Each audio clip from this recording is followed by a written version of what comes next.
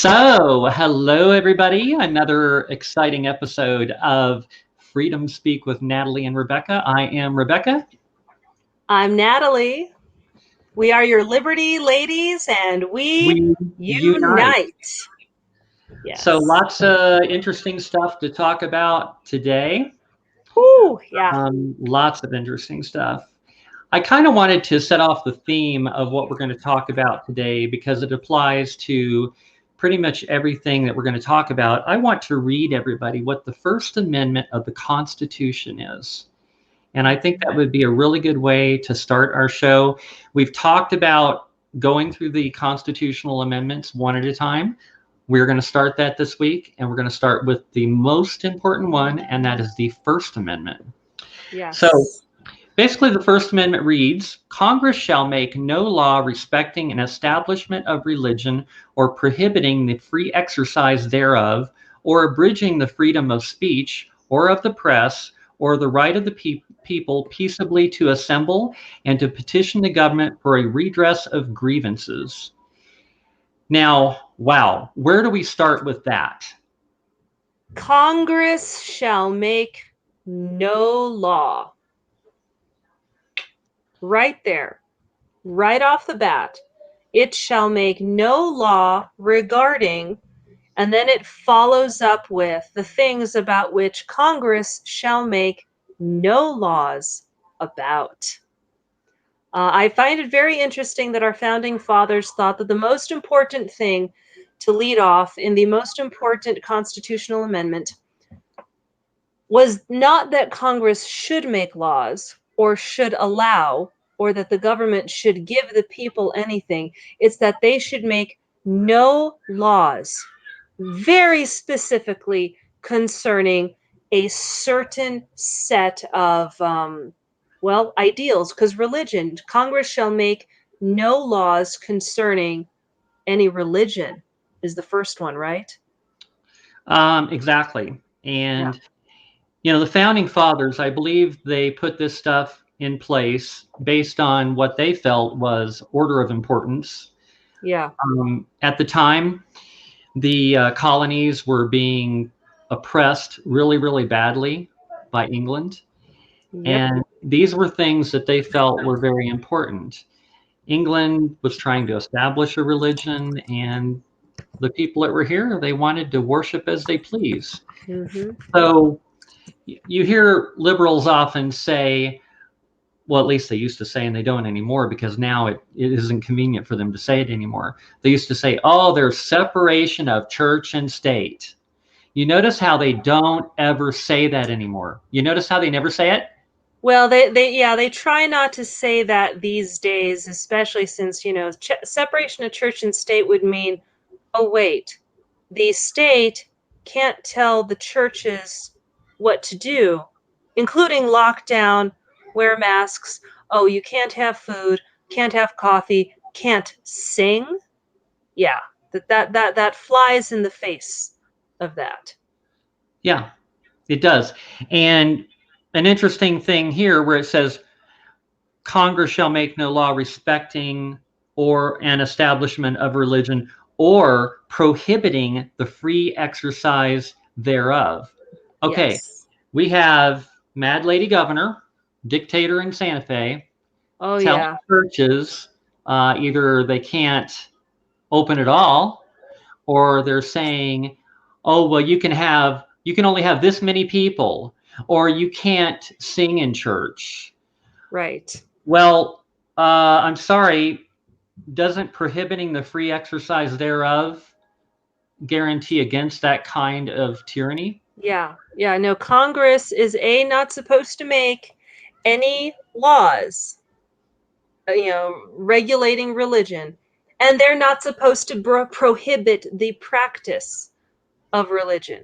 And it didn't just say, unless there's a time of a pandemic or unless there's a national emergency. And that's the thing, is the Supreme Court has upheld this through, gosh, well, we're over 200 years old now. Yeah. The Supreme Court has upheld this for over 200 years, that just because there's an emergency, just because there's a pandemic, just because there's a war going on, does not mean that the government gets to supersede people's civil rights. And No, it and in my starts. lifetime, which I'm going to go ahead and tell you my age, I'm 57. In my entire lifetime, this has never happened. There have Yeah, been plenty of emergencies, plenty of disasters, yeah, plenty of crises that have occurred in my lifetime, and not once has the government tried to shut down the churches, which they have successfully done because a lot of churches have caved under the pressure and they have shown just how much of a conviction they really have. So those churches that are out there that are fighting back, that are staying open, mm-hmm. those are the ones you need to attend because the other ones have shown who they really are. Yeah. And it's kind of, it kind of speaks to our condition as a society. You know, someone once said that every generation, well, actually, my dad used to tell me every generation is going to have to fight for their freedoms in some way. You're going to need to fight to keep your freedoms at some level. Um, Someone once said that the only thing standing between us and liberty is a generation who's willing to fight to keep them. And unfortunately, currently, our generation has not been taught to, maybe not necessarily value. I think it's more to the point that we don't no, we take it for granted that we can go out and shop. We can go to an iStore, an Apple store, and buy the latest iPod or camera or phone. And we can go to the grocery store. We could choose vegan if we want to. Oh my gosh, you know, do people really think vegan options are in Russia? Come Yeah, on. yeah. I'm not Or really into Thailand. vegan, but hey, if you want to have Right. vegan. If It's you want to supposed to be be a vegan, free knock country, yourself right? out. Yes. And there are people who sell vegan food to vegans and make good money off of it. And that's great. But I think we Absolutely. take all of those Capitalism, freedoms. I am all for it. Yes. Find a way to make money, cool. But I think we've taken that for granted in so many ways. And now when push comes to shove, people, it's really showing, our colors are showing that we have not been conditioned to stand up for our rights, retain possession of them, because it is our possession, it's our god-given right. All men are created equal and endowed by their creator. It is something we possess, given to us by our creator, not the government. Right. And we have a weakness apparently for authority. Someone saying, "Oh, well, you have to do this. You have to do that." There's a certain weakness for authority right now that is going to the other extreme, that is just not healthy. I mean, You have listening to people bowing down to the authority of some minimum wage worker at Walmart or Costco, which we're going to talk about. Um, in what way does that person have power over you? Really? Why do you think they have power over you? It it just, I don't know, it just they tells don't. me The how answer people is are that so they weak. don't. Yeah. They don't have any power over you. Yeah, they don't, unless you choose to hand it to them. And that is where compliance comes into the picture, because the governor only governs at the will of the governed. And if we mistakenly think that the governor has the right to mandate, has the right to tell people what to do, has the right to infringe upon any number of your amendment rights in the name of public safety, etc., then that's honestly on us. That is our problem. And it's become a huge problem. Huge, huge. People need to get educated. That's why we're starting off with reading the Constitution, and there it is, right there in the First Amendment. First Amendment. And people And use, notice and that. I think I credit this to probably our poor educational system. you have Marxist educators working in our school system, teaching our children these Marxist ideas that government is all powerful. I'm sorry, you're in the United States of America. The government is not all powerful. We, the people, have the power. The reason why so many people like Donald Trump so much, they say, they insult all of us that support Donald Trump. Donald Trump is not the one that leads us. Donald Trump is the champion we sent to Washington to fight for us. Yes. And he's doing an incredible job of that. He's doing everything that he promised he was going to do. And that's why everybody loves him so much.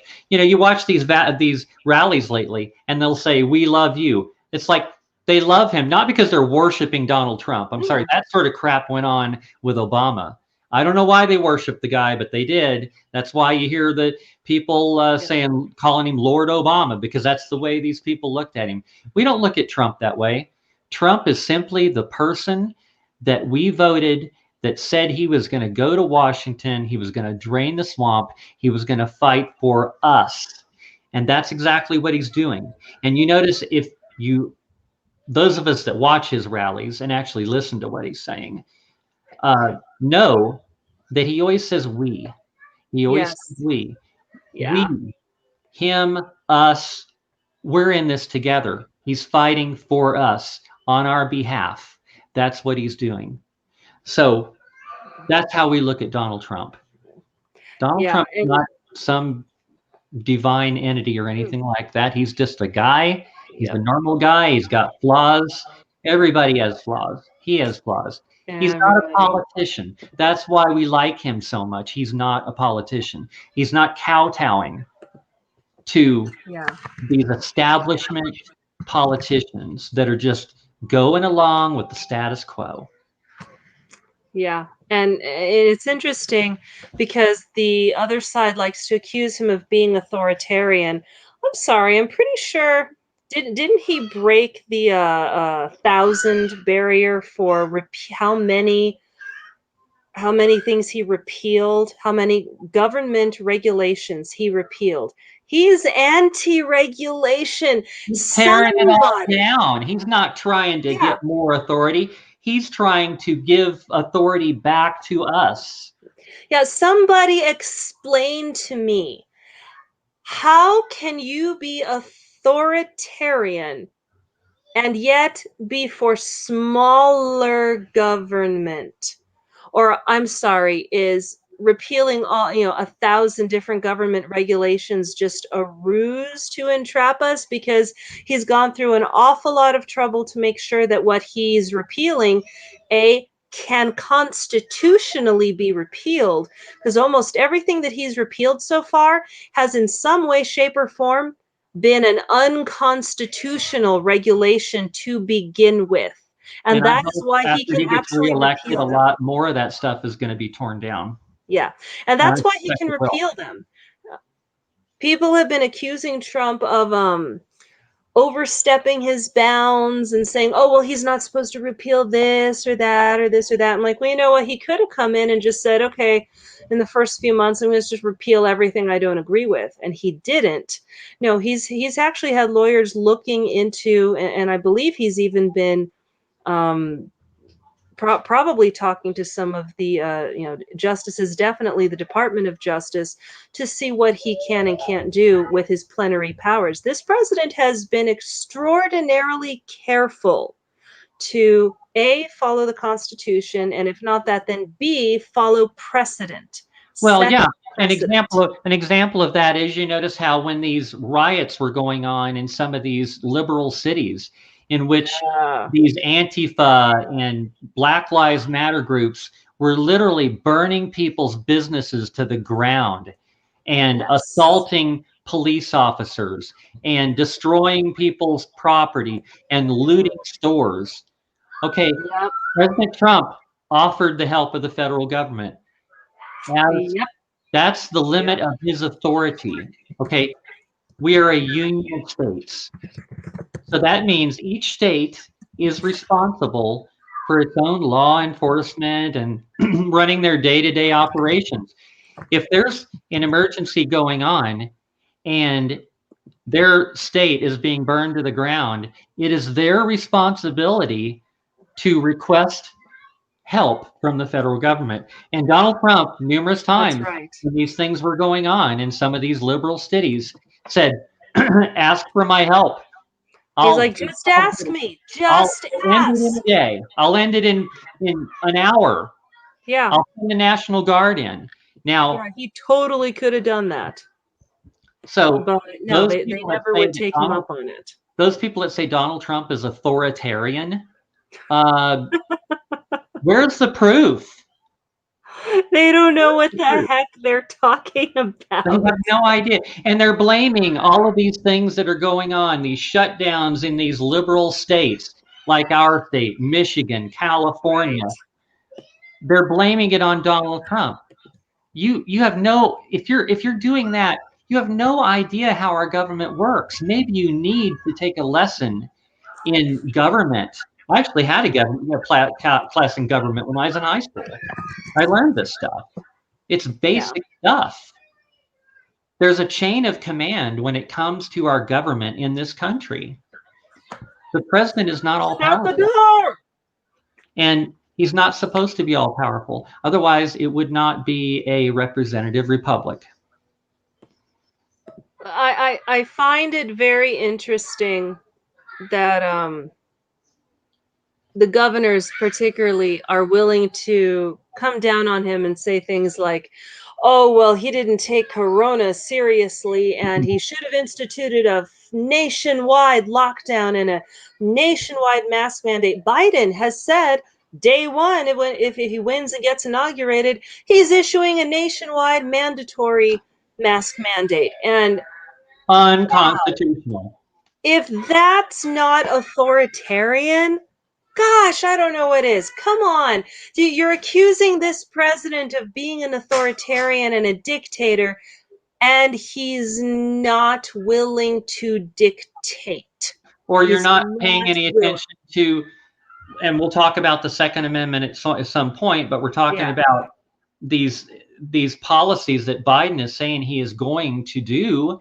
He has already said he's appointing Beto O'Rourke as his gun czar. Beto O'Rourke specifically said, heck yeah, or I think he said, hell yes, I'm going to come for your AR-15s. No, he said, F yeah, we're going to come. Did he really say that? Uh-huh, he said F yeah. So authoritarian, what the heck do you call that? Right. Wake up, people. Can you name one thing that Donald Trump has done that is authoritarian? Every time I ask these idiots these questions, they make these ridiculous claims because all they do all day long is listen to sound bites on the fake news. Mm-hmm. And they assume if it's on the fake news, it must be true. Well, sorry, it's not. And if you did a little bit of research, instead of just being fed information and just accepting it without question, you would find out that it's completely not true. Yeah. There's so many lies going down around these days, and it's so interesting because people are willing to say whatever they hear and repeat and parrot whatever talking points they've recently heard. And I'll admit that I'm no different in that if I hear something that piques my interest, I'm like, ooh, and that kind of sticks, in my brain. However, it catches my attention. Yeah, it gets my attention, but normally what ends up happening is, I wonder if that's true. Maybe it's the cynic in me, and well, you probably know best. I'm very cynical. We've sometimes batted ideas around, and I'm like, I think I would have to dig up a little more on that or research or get something corroborated. But yeah, there's nothing wrong with being cynical. There's nothing wrong with questioning everything. And that's some of what we've lost as a society as well, is we are so ready to accept what someone says as truth without looking it up ourselves. And there's a phrase. You know what I think that starts, Natalie, is I remember back when we were younger, I'm sure you remember this too, when there were probably only 3 television stations. I remember that when there were 3 television stations, and all of your news came from when did they normally have the news? 6 o'clock or 5 o'clock? I think it was 6 o'clock. Right. And that's the news that you got for the day. If Tom Brokaw or Peter Jennings didn't say it, it Or didn't Walter happen. Cronkite. Yeah, Walter Cronkite. Yeah, it didn't happen. Well, Jennings and Brokaw were a bit more my younger years. And even then, I had a dad. Thanks, Dad, who was very cynical and would often point out, and sometimes it drove us nuts as teens, especially. We're like, "Oh, Dad, stop with the commentary." But he would always be pointing out. He's like, "Oh, see how they worded that there? Yeah, no, read between the lines, or you Right. know who's Critical paying that thinking. guy, right?" Yeah, he'd be like, you know who where the money is coming from this station. So, you kind of have to say what your employers want you to, or you can't go against it, or you don't get your paycheck. You get Yeah. fired. Yeah. So I learned to be cynical of mainstream media very early on at an early age. And unfortunately, with headlines, and I don't know that I've ever seen it so bad, where there are headlines that don't match the content of articles. Like, it'll say one thing in the headline, and then you go and read the article, and you're reading and you're reading, and you're like, "Come on, the headline grabbed me. Where's the corroboration of, Trump did or said whatever?" And then you finally get to the bottom, it's like, "And so construed and said that." "Oh, well, yeah, it's basically as if Trump said this." And I'm like, "What? And here's another interesting thing That's too. it?" If you pay attention, and there have been some people that have actually proven this, if you were to listen to a news station, I call them MSLSD, and Mhm. CNN, and all of these different cable news stations, and they're reporting a story. If you listen to the news on each station, you will notice that they report exactly the same Yes. stories using Yes. exactly the same spin words that they use. Now, is that a coincidence? No, it's not a coincidence. Mm-mm. What this should tell you is that none of these news stations are actually digging up news. They're all getting fed news from one source. Now, I kind of wonder what that one source is. Now, Leo is on here, and he seems to think that that one source is Reuters. Maybe Mm. right. I don't know. But there are no such Maybe. thing as independent news organizations. MSNBC, Yeah. CNN, all of these stations, they're all reporting the same news. Yeah. So And it's like these communist countries where you have a state-run news station. It's exactly the same thing. We have that in this country. We have a state-run news station, only it's not run by the current administration. It's ran right. by a bunch of Marxist liberals, and they've been in control of it for years.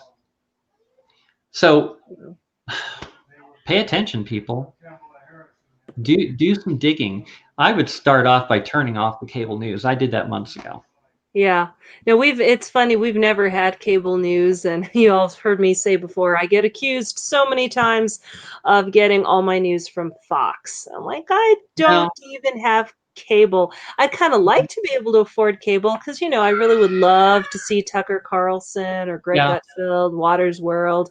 But I'm like, we decided a long time ago, like, you know what, our money's too precious. We work too hard for it to spend it on a cable company that pays out dividends to all of these other channels and companies that we don't agree with and believe in, to just sign up for one. And I've even called my cable company, or sometimes when they call me trying to sell me on, cable packages, and they're like, "Well, but you could get your favorite news on this or that." Or I'm like, "Well, will you let me buy it a la carte?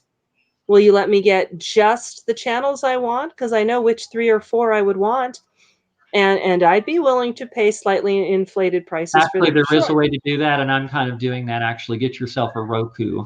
You get a Roku, Oh you yeah, can I've heard of those. subscribe to just certain things, and that's what I've done, and it costs a lot less money.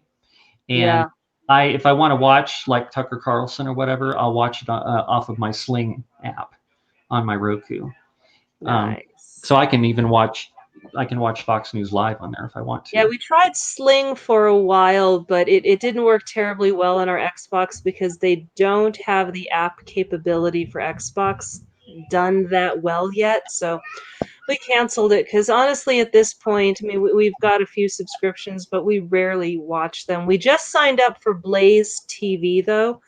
That way we can get what's it called? Louder with Crowder. Oh my gosh, Yeah, that is one Blaze of is good. my There's a lot of good shows on Blaze. favorite to Yeah. watch. I love his change my mind stuff. That is always really eye opening. Um, so yeah, we've got that, and of course, Glenn Beck to some extent. So there's some stuff that we do like out there. But no, for the most part, you and I have talked about this again and again. We get our news from reading and searching and researching and seeing, okay, what can we come up with that's Oh yeah, corroborated? absolutely. I read an interesting article in my Imprimus magazine that I received today. I Yeah, receive that on a monthly basis, and there's good stories on there too. Some rather alarming stories about the military on there, which, yeah, well, we'll cover that some other time. But so we're still on the First Amendment. We've already yep, talked about just the first part of it. So religion, church, going to church, singing, congregating in church, as many as you can pack into your church, it is yep.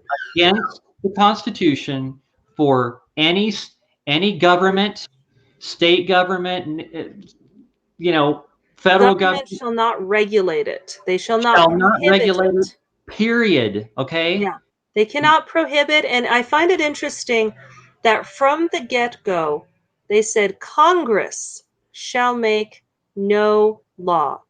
Our forefathers, from the get-go, acknowledged that the only ones who can make law are the legislative branches. Right. Not That's the governor. Not right. the governor. The governor can't tell churches to close. Public Sorry, health she orders are doesn't not. have that authority.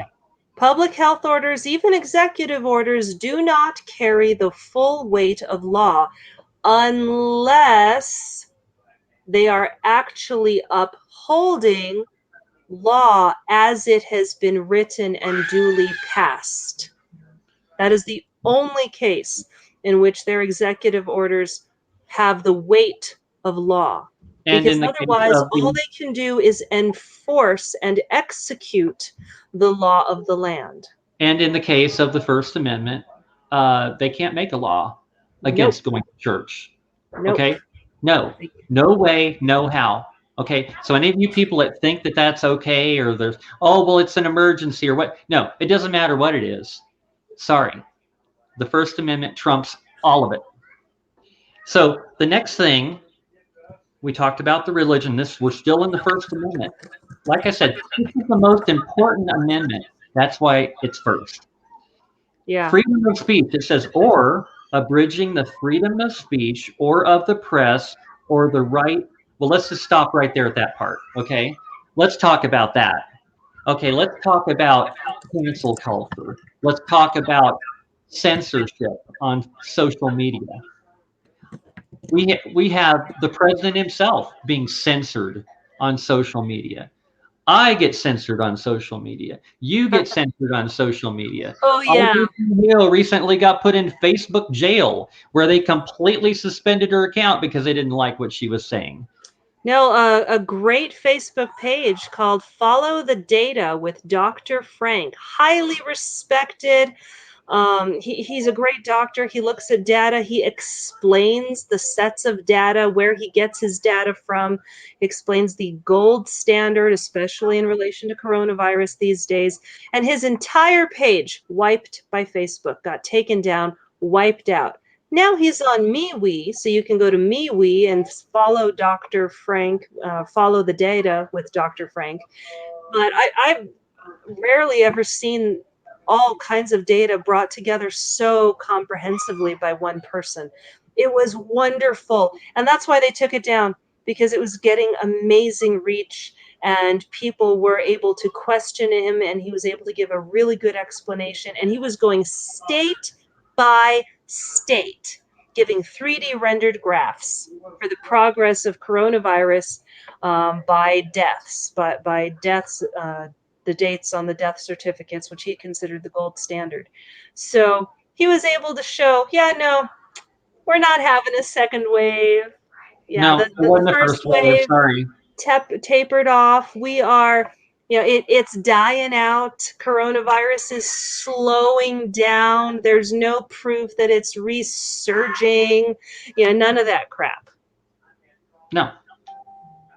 And unfortunately, Facebook couldn't handle the truth, so they're like, "See ya, bye bye." And so now he's on MeWe, and it's just like other people have moved over to Parler or Gab or other things, and we definitely need to diversify social media. I don't think social media is going to go anywhere, as far as I don't think we're going to end it completely.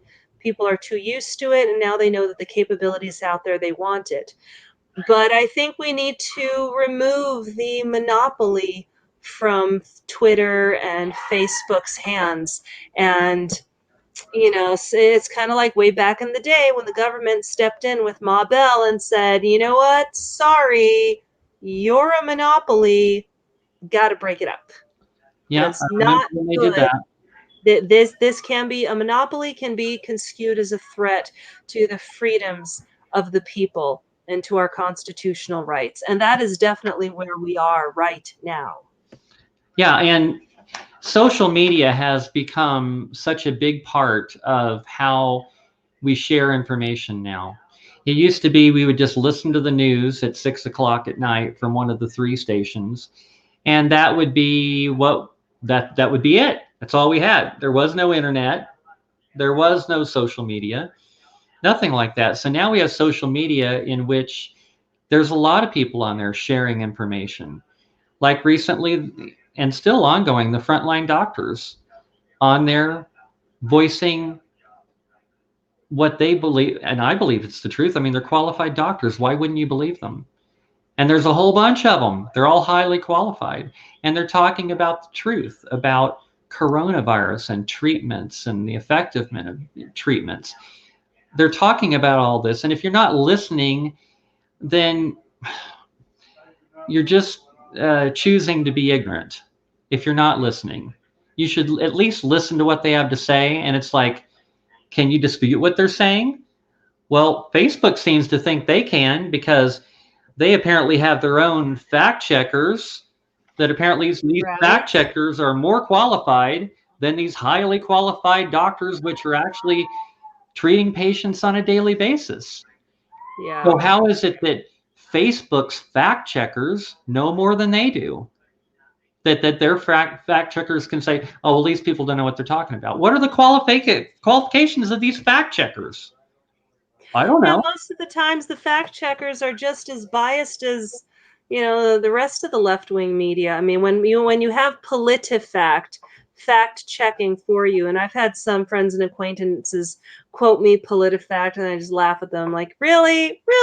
You're going to use them as an unbiased fact checking source? Yeah, sorry. They've been proven years ago that they are not unbiased. Try that again. Right. Or even Wikipedia. That kind of transitions into another thing, as it has to do with social media, that I had mentioned to you, Section 230, which it's a law that pertains to, why does my phone keep doing that? My phone keeps getting a mind of its own. Oh, it's raising your word that it hears. I don't know. So 47 USC 230. That's the Section 230 that you hear talked about. Yep. Okay, let me read to you what I found out about Section 230, what it is, so that when you hear people talk about it, you'll know exactly what Section 230 is. Yeah. Section 230 is found under the Communications Decency Act of 1996. providing legal immunity and protections from liability for anything posted on internet companies' websites. The law says that no provider or user of an interactive computer service shall be treated as the publisher or speaker of any information provided by another information content provider. This means social media giants such as Facebook and Twitter cannot be legally held responsible for the content posted by other users as long as they quickly remove illegal content that like copyright violations.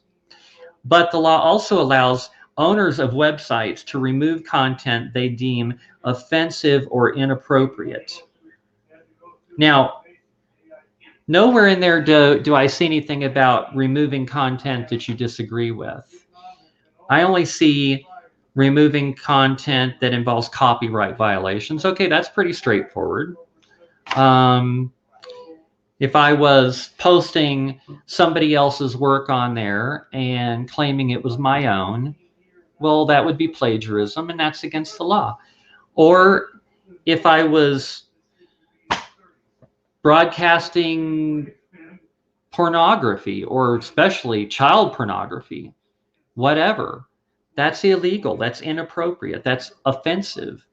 But to censor stuff that you just disagree with, this is where the debate about Section 230 comes in. And this is why Donald Trump a while back was talking about, hey, I think we might repeal Section 230. I think repealing it would be a bad idea.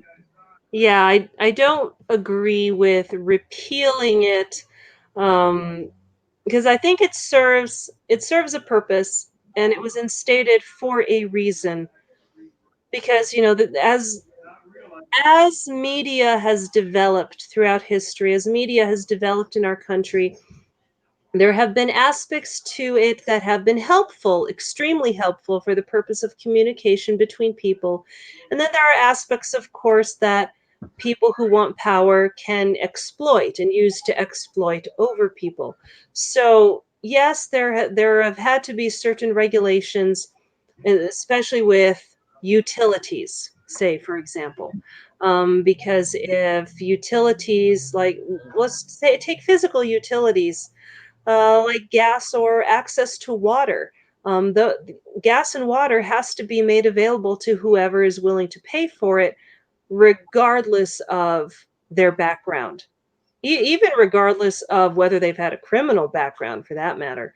PNM is going to turn your gas on for you, or now it's just electricity. It's New Mexico gas, but PNM is going to turn on your electricity as long as you pay the bill. They do not care what your affiliation is, what your party affiliation, what your business is, or what your religion is, nor are they allowed to, because everyone has to have the same equal access to certain things in this country.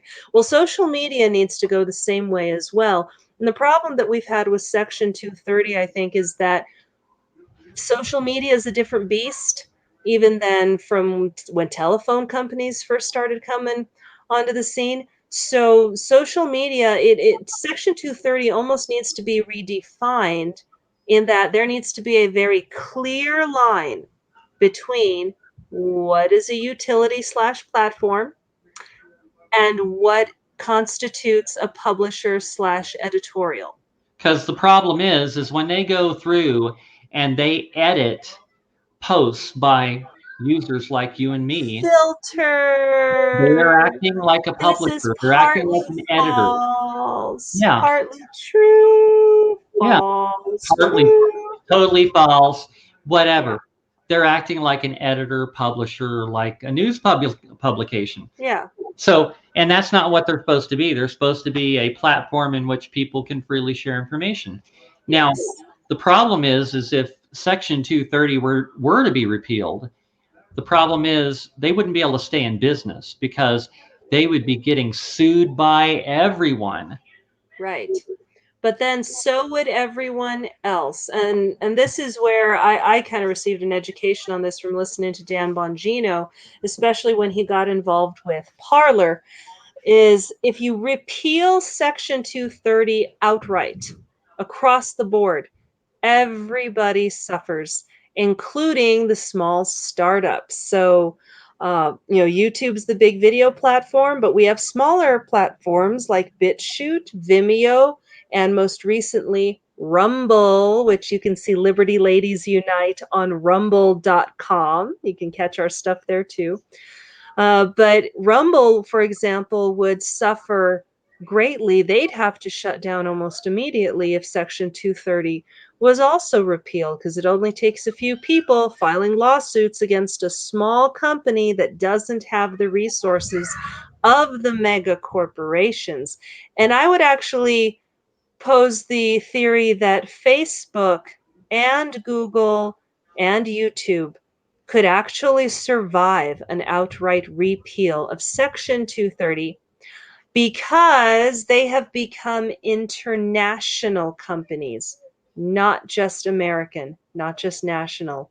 Now they're on the international stage. So I think that they actually would survive a repeal of Section 230. Would it hurt them? Yes. But the reason they would survive is it would kill their competition. This is what crony capitalism, crony corporatism does. Sometimes referred to as crony capitalism Well, or and in a way, corporate also, if cronyism. all of that were to happen too, that would dig into our freedom of speech, Yeah, and freedom yeah, of speech would get kind of murky there. Ultimately, our freedom yes, of speech would be being trampled, but yeah. how would you define freedom of speech as it pertains to social media? It would just open up so many legal questions. Yeah, and that's what I think that's what really needs to happen is we need to have the definition of, editorial publisher versus platform utility redefined for social media explicitly, and redefined in such a way as if you are merely a platform, if you're merely to be treated as a utility and not held legally liable for what is posted on your site, then you Why need should to you be censoring treat people? yeah, you need to treat everything through the filter of the Constitution of the United States, via the First Amendment. So, freedom of speech. Yeah, it doesn't get more succinct than that. And even in the amendment under freedom of speech, certain types of speech are prohibited, meaning, you can't tell someone to go kill someone else, and you can't encourage people to go kill other people. Yeah, that they already thought of that one. So it's pretty succinct, but I think that that's where it needs to be taken, so that then there can be a ruling by Congress on whether or not these social media companies, okay, do you fall in line as a utility or do you fall in line as a publisher? Well, and the thing Because is when the Constitution was written, I don't think any of the founders could have foreseen what that freedom of speech would apply to some kind of social media platform. That was something right, beyond anything that they could have probably imagined at the time. So I think Section 230 does need to be revamped because it needs to be updated to apply to. Why does it keep doing that? It needs to yeah, be revised to apply to what current platforms that freedom of speech actually applies to. And right, you're right, I think, just like the Section 230 says, it says content that is offensive or inappropriate. Okay, that should be pretty easily defined. What's offensive and inappropriate? Um, hmm, and things that are copyright violations. That's illegal. That should be easily defined as well. Fine. Censor those things. Get rid of them. Get rid of that content because, well, it's pretty obvious. But opinion. or at the very least, there are current regulations surrounding those things. But when you have social media promulgating things and making inroads on new ideas, such as hate speech, then you're getting into a murky gray area. And now, what social media is doing is they are setting public policy. And they Right. were And not elected. They are well, not elected by the people. They're not for the people. They're not even of the people these days either. They represent a very narrow swath, even just politically speaking, of our representation for the United States. So it needs to be it needs to be taken up in Congress. Section 230, the standards need to be redefined, and then the social media companies need to be held to it and say, look, if you're gonna give you this protection, then you got to stick to the Constitution. You got to stick to free speech. Because if not, if you're going to editorialize, then you are a publisher. And you know what? That's fine. I have no problem with people being a publisher and publishing or editing whatever they want and whatever they believe. Cool. and then But we can just simply choose to go to another platform. yeah, Simple as it's like, that. cool. I'll go to Parlor. I'll go to Either something else. you're in Rumble. your platform for the open sharing of ideas, or you're not. If you're That's not, right. well, we'll go somewhere that is going to be that way. And Precisely. then you can But do they need to something. be honest. Yes, they do. And they're just not honest about it. I mean, did you see Mark Zuckerberg? I like to call him something else, but it's not a kid Yeah, friendly. you probably couldn't say that. Yeah, you Yeah. saw him testifying before Congress and saying that, oh, he had no idea that this one person who's in one of the top spots in his company, oh yeah, she used to work for Biden. Hmm. And he tried telling Congress, "Oh, well, I'm sure we've got people of all kinds of political affiliations and previous backgrounds." And so a senator asked him, "Okay, name name one employee, one high official in your company that used to work for a Republican politician." Yeah. And he was just like, Gosh, I I don't, don't well, know. I would have to research that." Well, no, Yeah. no, no. You Tell can't think of us. one right off the top of your head? Come Right? I mean, I had no idea that this one girl was oh yeah, former Biden staffer or employee. So yeah, really, you don't know what's really going on in the top echelons of your own company? Come on, man. To Come quote on, Biden. man. Have you seen some of the stuff that Trump has been exposing Biden on the big screen at his Oh rallies? my God. Oh my Oh, he gosh. How loves can I anybody just vote love for it. Biden? The supercuts are amazing. They are. It's like Wow. you can't dispute that. It's like, I'm sorry, Nope. he said this. It's not a conspiracy theory. It's not fake news. This is what he said. Here it is. He's saying it. Yeah. Yeah. He's like, okay, don't take my word for it. Here it is from the horse's mouth. Yeah, like Joe Gosh, said in the is debate. there It's like a like, oh, Trump? well, why don't you put that on your website? Well, Trump did better. He put it on the big screen at his rally. Yeah, there needs to be like a channel for all the supercuts that Trump likes to play. And I know that sometimes the left likes to try to do supercuts of Trump as well, which we look at and we're like, yeah, what's wrong with that? Well, we all Yeah. know that he says, So, make America great again, or that he says this or that, the wall is beautiful, what have you. right. But yeah, when he exposes the hypocrisy, and when other people do supercuts of things, it's like, hey, don't take my word for it. Nancy Pelosi used to say, we need to protect our border. We need to have a barrier that there's nothing, no amount of security. Yeah, Schumer, Pelosi. Oh gosh, who else was it? Oh, what's his little wrinkled face and beady eyes? In the Senate. Schumer's in the Senate. Nadler, that's it, Nadler. Oh Yeah, yeah, Nadler, that little they're all squat on little troll record. looking guy.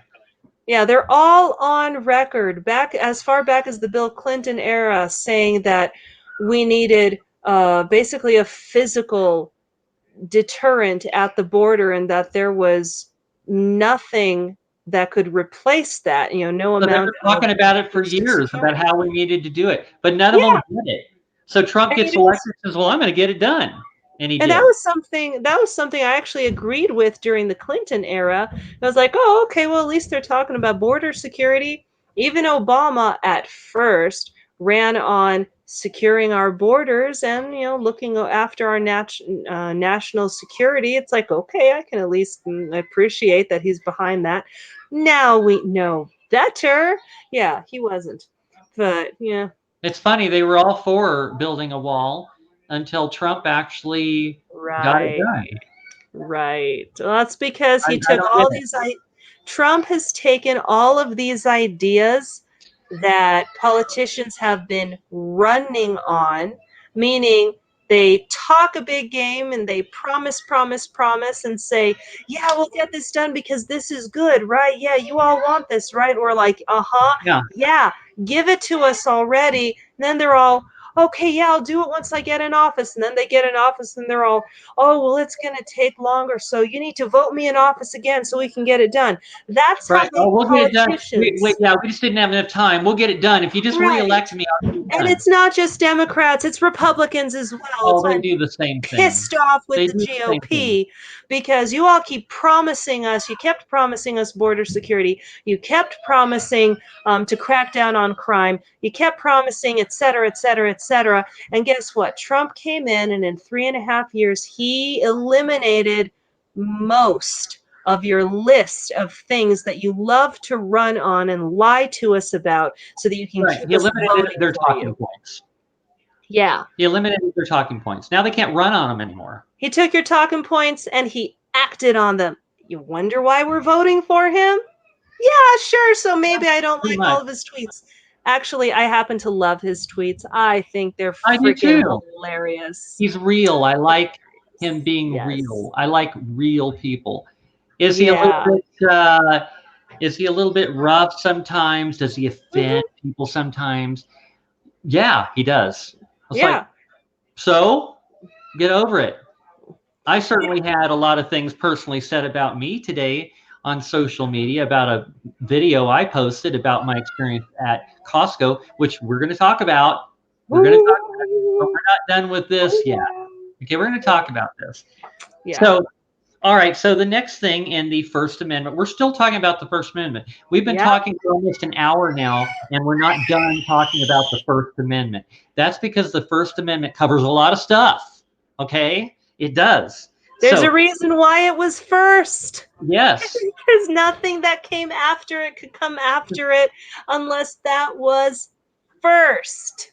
So I stopped at the part where it was talking about freedom of speech or of the press. Okay, we talked about that for the most part. So now the next thing is, or the right of the people peaceably to assemble. Okay, now that goes back to the church thing. Okay, we have the right to peaceably assemble. We're peaceably assembling at church. When we go to a restaurant and we're having dinner, we're peaceably assembling, right? That's peaceably assembling. Do they have a right to tell us we can't do that? When we are peaceably assembling for holiday get-togethers. Oh, and I got a thing I got to talk about here that you are just going to love that I found about our wonderful Governor Newsom in California. Oh Okay, boy. so you want to talk about the right of the people to peaceably assemble. Okay, I found this article online, and says California Governor Newsom's Thanksgiving rules explained as severe restrictions put in place. Okay, I'm just going to read some of this stuff to you. Okay, if this What? does not outrage everyone, you are freaking asleep. You are not paying attention. You have officially become a total sheeple. Okay, Thanksgiving rules? Thanksgiving rules. Okay, so now Governor Newsom is telling you how you can celebrate Thanksgiving with your family and friends. Get out. Yeah. Oh. Okay, so listen to this. Ahead of Thanksgiving next month, California Governor Gavin Newsom and the California Department of Public Health released new safety guidelines for all private gatherings amid the ongoing COVID-19 pandemic. It's not a pandemic.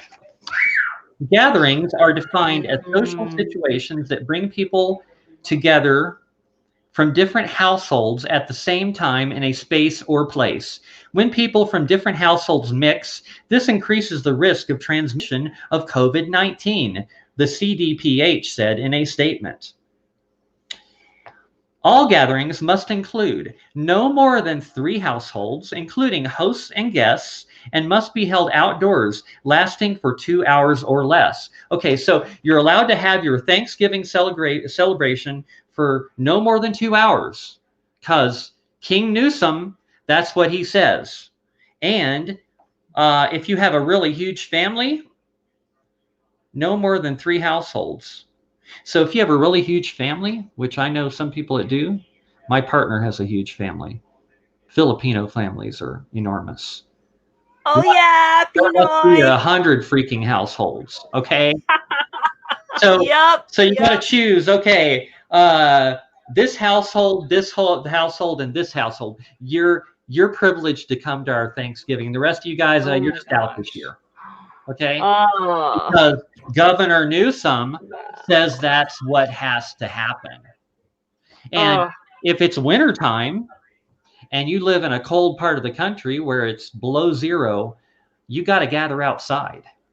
So I guess you need to wear your really warm coats, maybe start a campfire. I don't know. Of course, they probably have fire restrictions in place too, so you probably can't do that either.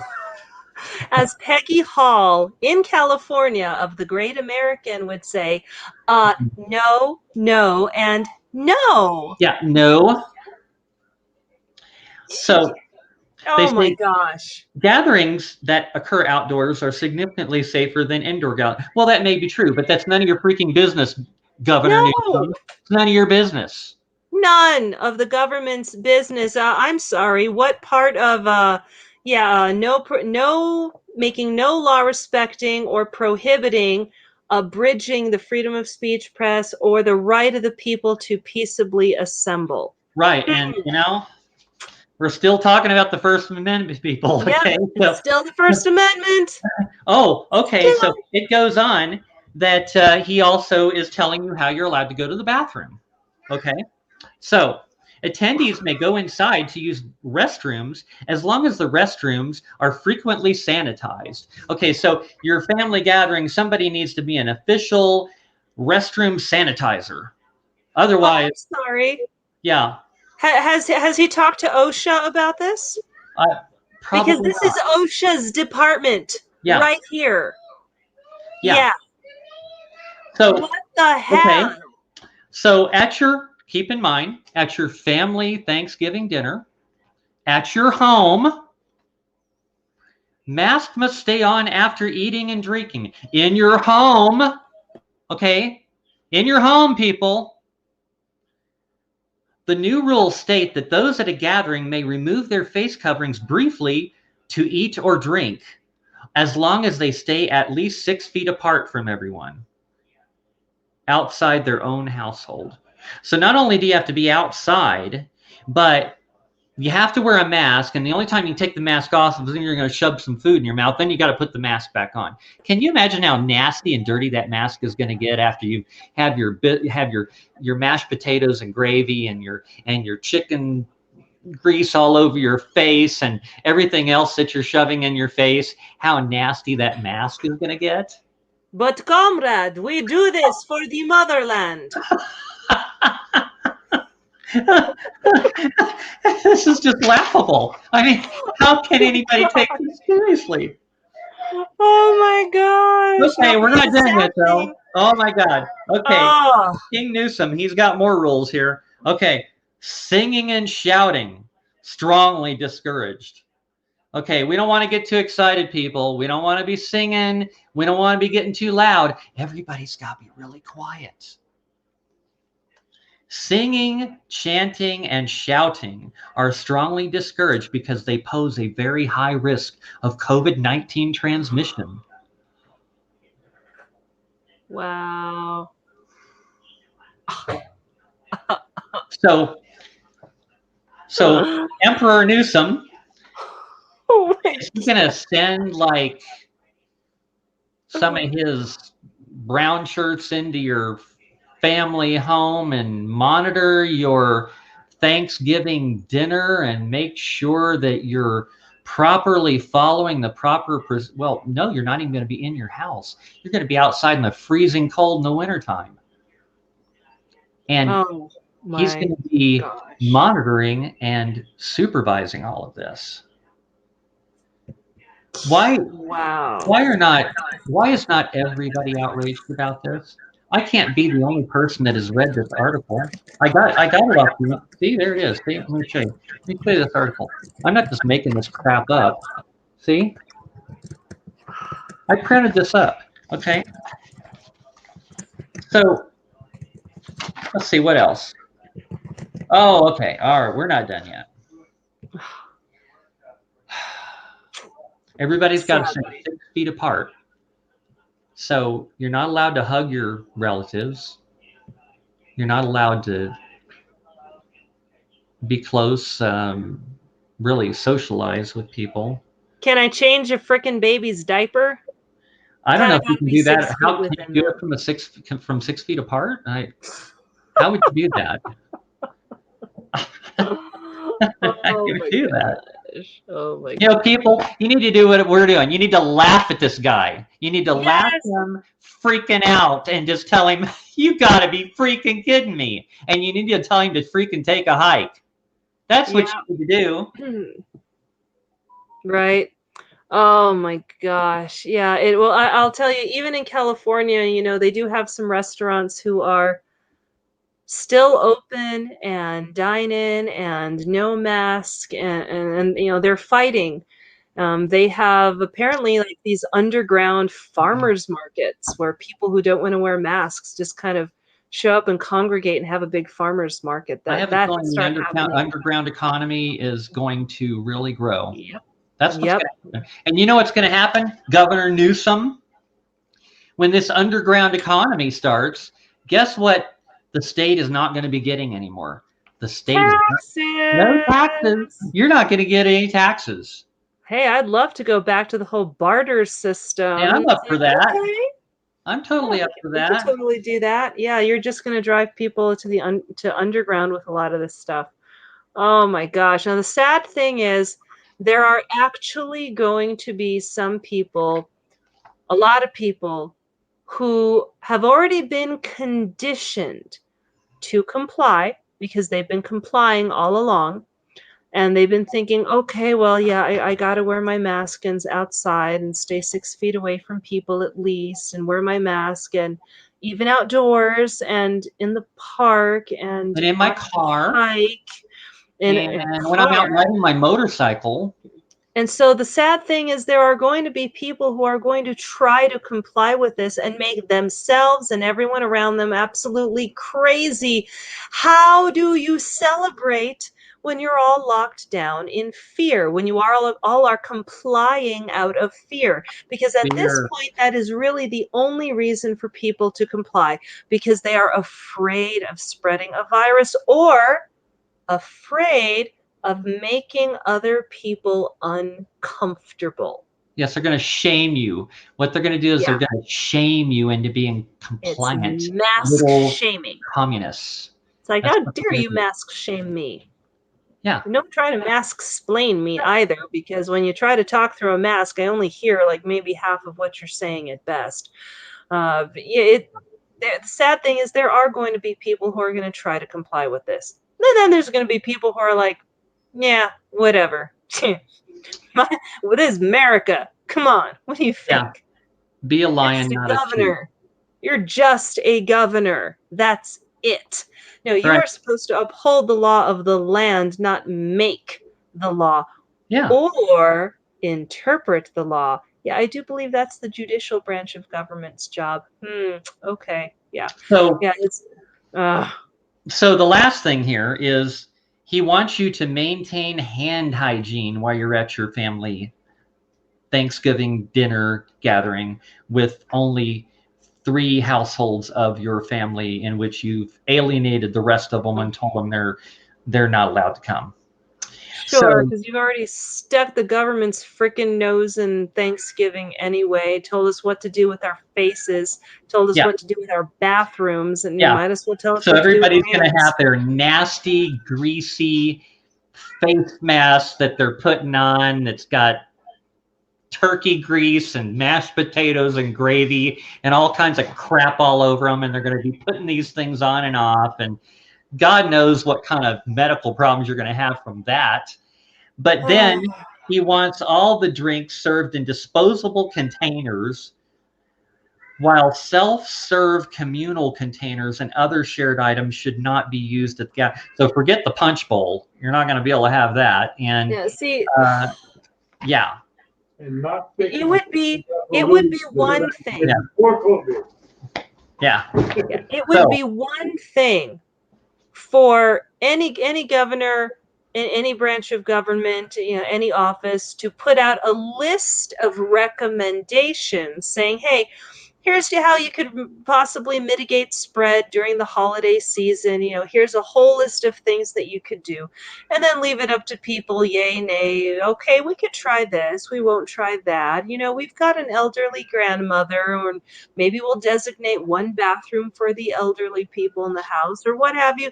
But when now you're sticking your business into everyone's home, the government is not supposed to regulate your home, your house. They can't, again, unless you let them. right, you want to come in my house? You got a warrant? Have I broken a law? Right. You're not coming in my house unless you have a warrant. And if you try to come in my house with a warrant, I'm going to shoot you, okay? Because you're a trespasser. You're an intruder at that point, okay? I'm going to shoot you. So, oh my God.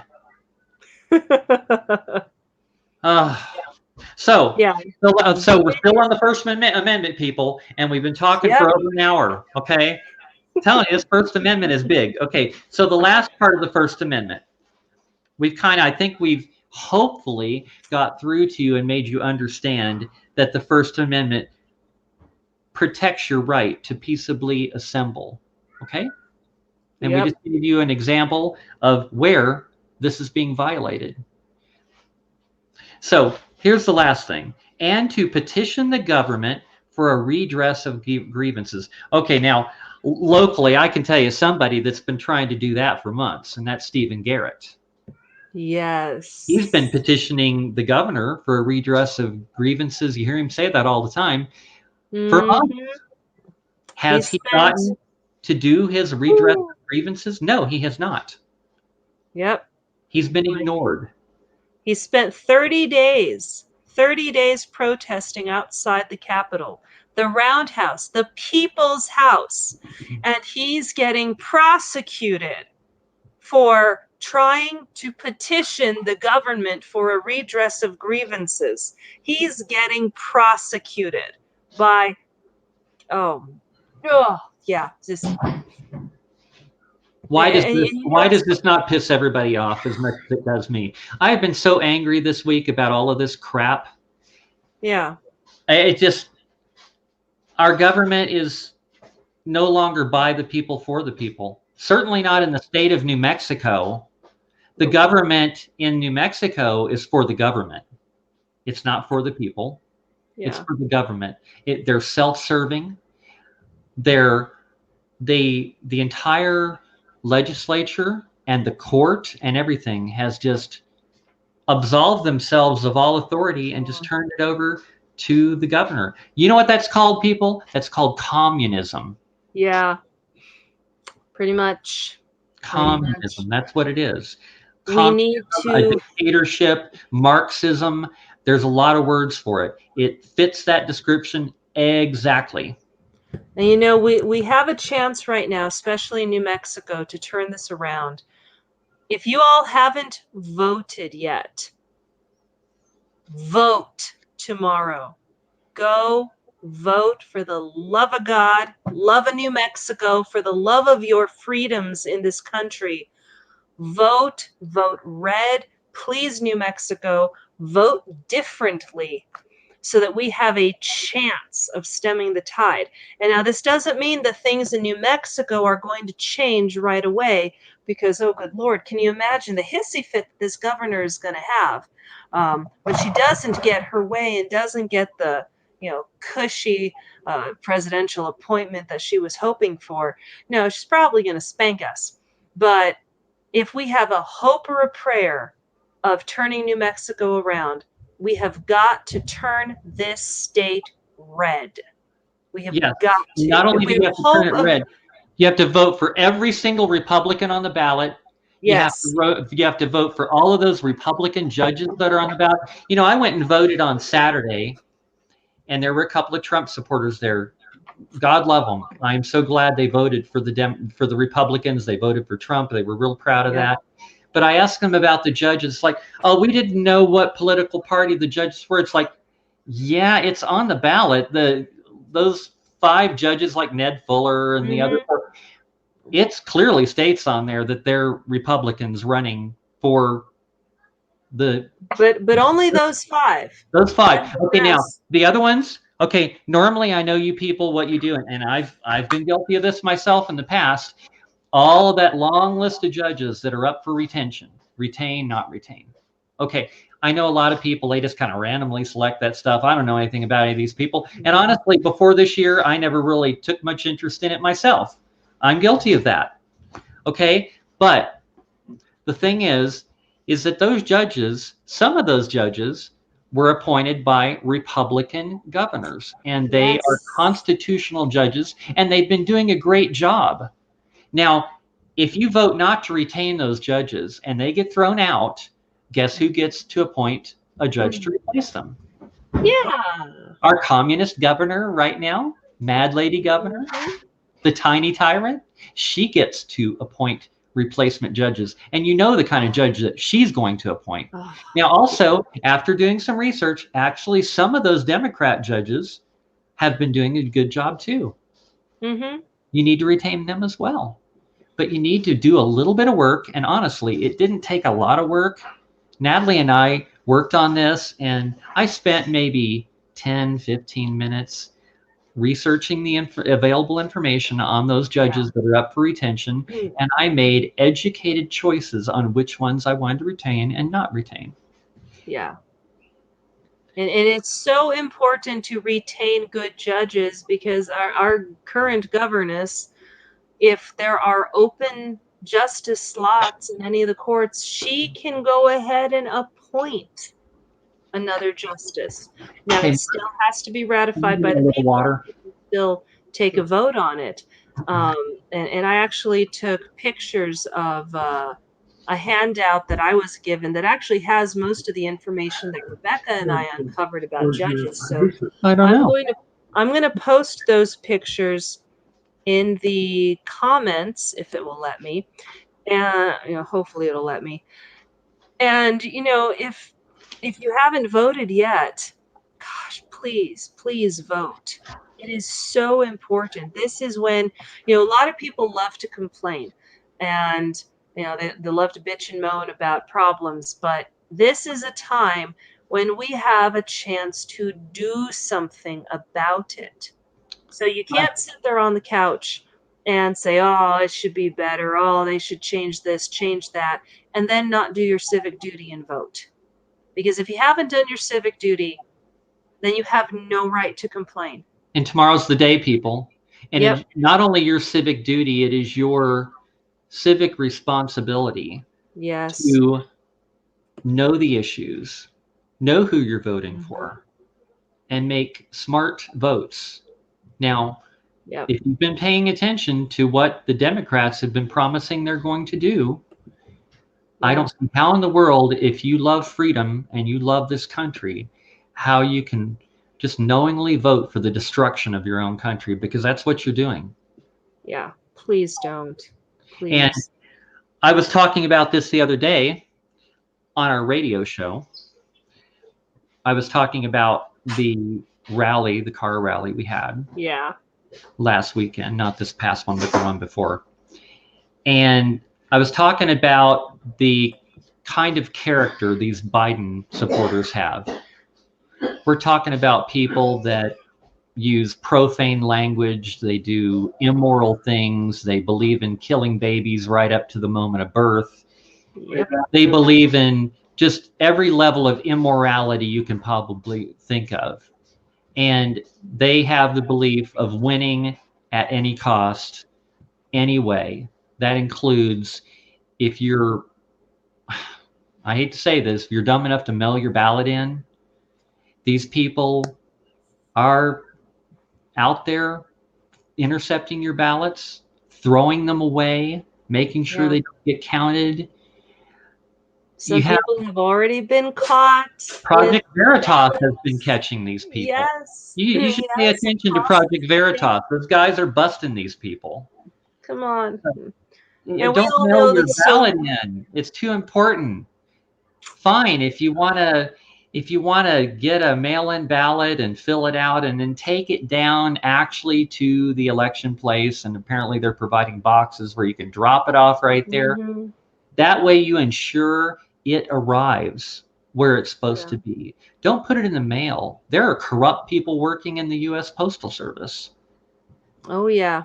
Oh, yeah. Anytime you're dealing with government workers, you're dealing with a lot of liberals that don't believe in freedom and liberty. And I used to work in a federal job myself. I used to work for the FAA at the Air Traffic Control Center.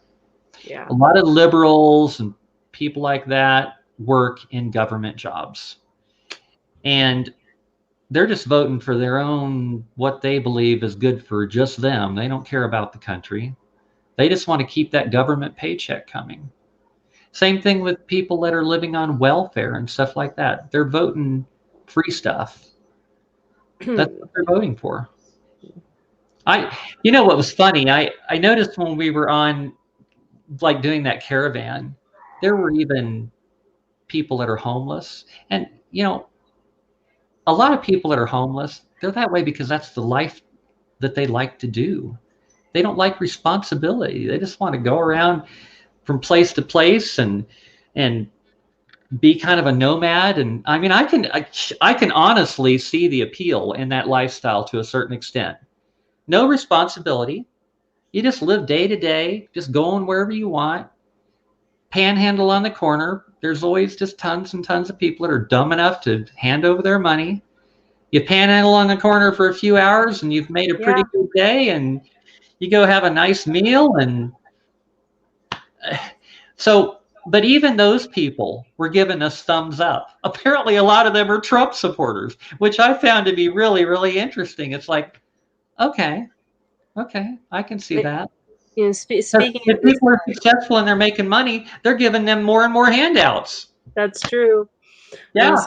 It's interesting because there's this fallacy on the left that money and wealth, that it's a zero-sum game, that there's a finite amount of wealth and that you have to spread it around evenly. No, there's not, because value increases or decreases along with the success of a society. That's how we end up with GDP, gross domestic product. But America, our great social experiment, has proven, along with other countries that are trying it in sort of similar fashions, that when you raise the bar and you enrich everybody, or give everyone an opportunity, which is the case here, to pursue their dreams and pursue their talents and their interests to the fullest, everybody gets lifted up. It's not just one person is successful and leaves everyone in his dust, because those who have been successful employ others, buy more, sell more, buy some more, which means they're employing even more people. And that is why, as a country, our poor people are richer than many middle class. In most countries, our poor people would be seen as very wealthy. Yes. You know how many panhandlers and homeless I see walking around and they've got a phone? Like, what? It's like, Okay, you're not hurting too bad if you can afford a cell phone. And well, not even that. Well, granted, now there have been some. That was one of Obama's things, was socially issued phones by the Obama government. phones. Yeah, Yes. the Obama phones. So, but even then, even still, it's like, okay, so our even our poor people have phones, and even our poor people aren't even entirely destitute, and there are some homeless who choose to live that way, and they know where to go to a soup kitchen, and they know where to go to get a voucher to go to a motel if they want to get out of the cold. Yeah. So the the the long and short of it is, we are free to choose how we live our lives. And lest anyone try to make the argument, oh, but capitalism is all about greed. Um, what society do you know of that operates entirely altruistically? What government doesn't operate on greed? Do you really think China, Russia, Venezuela, certain countries in Africa and other countries in Asia, North Korea, for example, do you think they don't have greed in their Well, bureaucracies? and face it, Really? greed and the pursuit of getting more stuff actually stimulates the economy. Let me give you an example. So let's say you got some rich person that owns a corporation and he's Mhm. been successful at running that corporation. Number Yeah. one, starting a business and growing it to be a huge corporation, you have to be incredibly lucky. You have to be very smart. Yes. Now, when you do that, when you grow that big corporation and you have hundreds or thousands of people working for you, you are enabling people to have a job. You're enabling them to earn an income. Yeah. Without that rich guy running the corporation, all of those people would be unemployed because they don't have what it takes to, number one, dream up the business, grow the business, Mhm. manage the business. That takes a particular set of skills that honestly very few people have. That's why you have very few people that own big corporations because most people don't have that skill set. But Right. most people do have the skill set to do one thing all day long, and that's what they're good at.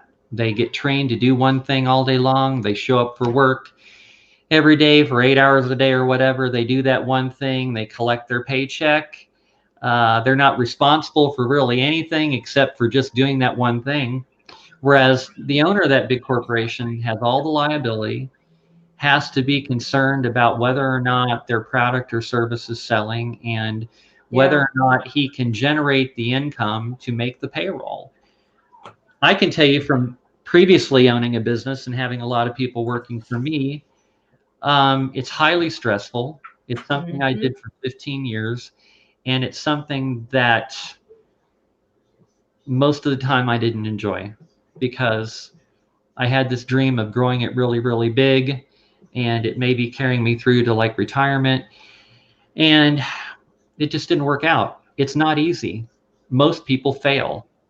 And I did it for a long time, and for a short time I was successful. But so so what I was getting to is, let's say so that guy that's built that big corporation and he's a millionaire. Good for him. Um, Yeah. he managed to pull it off, and I applaud him for that. I'm And not, but let's say, for instance, okay, so he's got all this money. He wants to buy a really cool toy.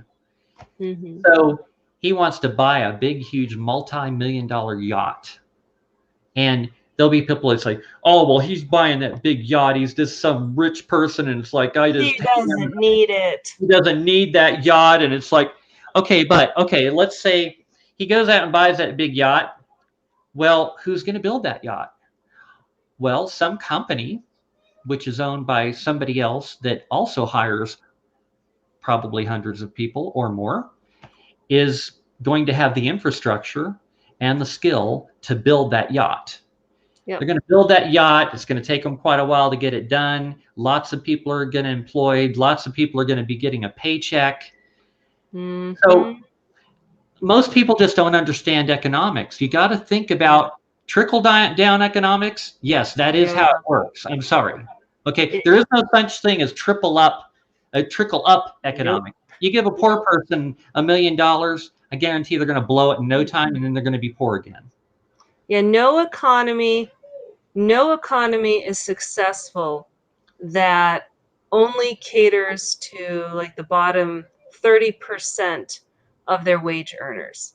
Because, well, frankly, most of the money is, yes, in the top 30%. And they're the ones that then tend to stimulate the economy the most because they're not only they're making money, they're putting money back into the economy. They're stimulating value. They're creating jobs.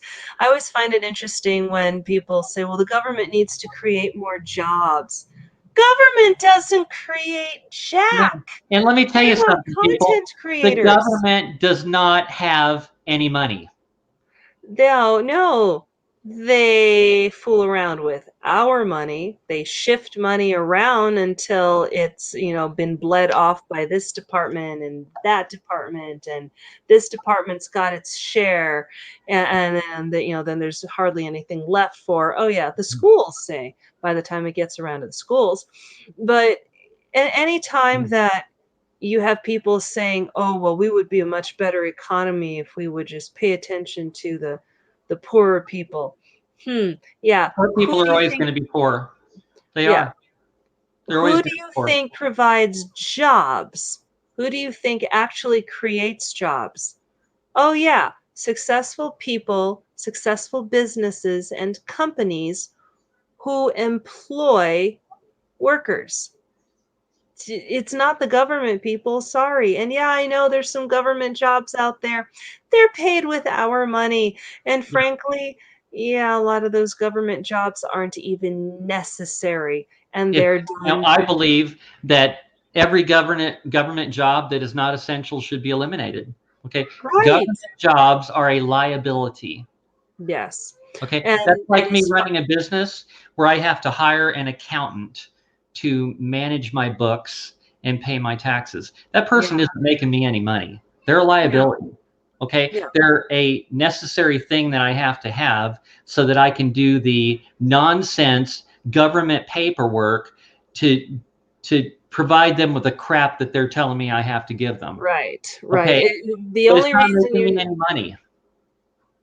The yeah, the people that only are reason making you me need money that, are the people that are out there working and doing the work that my company provides. If I'm providing a service, they're out there doing the service. They're out there yeah, servicing the customers.